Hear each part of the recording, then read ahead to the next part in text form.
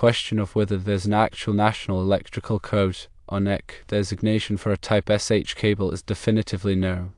There is no such designation in the NEC. It is crucial to rely on the NEC for standardized and approved wiring methods and cable types. The NEC is a comprehensive document that outlines safe electrical practices and requirements for various wiring installations. Type SH cable is not recognized or listed within the NEC. This means that specifications, applications, and safety standards are not governed or validated by the NEC. Confusion might arise from encountering the term Type SH in certain contexts or manufacturer specifications. However, it is important to understand that these references do not imply NEC endorsement or compliance.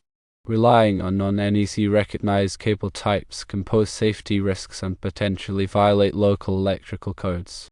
The NEC provides a wide range of cable types suitable for diverse applications, each with specific ampacity ratings, insulation properties, and installation requirements.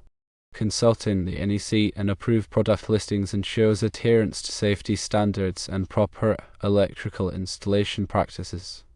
When selecting cables for a specific electrical project, it is essential to consult the NEC to identify appropriate and approved cable types. The NEC outlines requirements for conductors, insulation, grounding, and other critical aspects of electrical wiring. Adhering to NEC guidelines ensures that the electrical system is safe, reliable, and compliant with local regulations. It is also crucial to consider the specific environmental conditions and operating requirements of the installation when selecting cable types. Factors such as temperature, moisture, exposure to chemicals, and mechanical stress can influence the choice of cable. The NEC provides guidance on selecting cables that are suitable for these conditions. When working with electrical wiring, it is always best to consult with a qualified electrician or electrical engineer who can provide expert advice and ensure compliance with all applicable codes and regulations.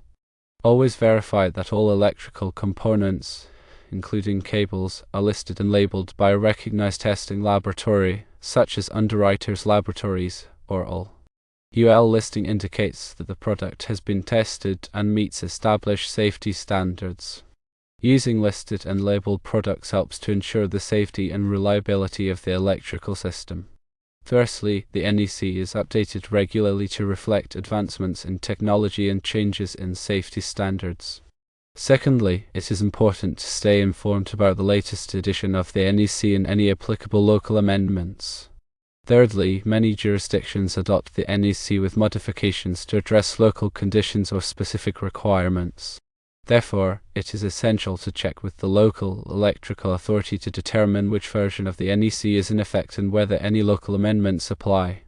Fourthly, the NEC provides detailed requirements for cable installation, including raceway fill, support spacing, and termination methods.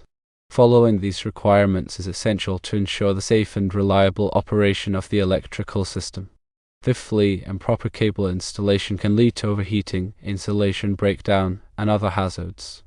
Sixthly, it is also important to protect cables from physical damage during and after installation. Seventhly, the NEC provides guidance on protecting cables from abrasion, impact, and other potential sources of damage. Eighthly, in some cases, it may be necessary to install cables in conduit or other protective enclosures.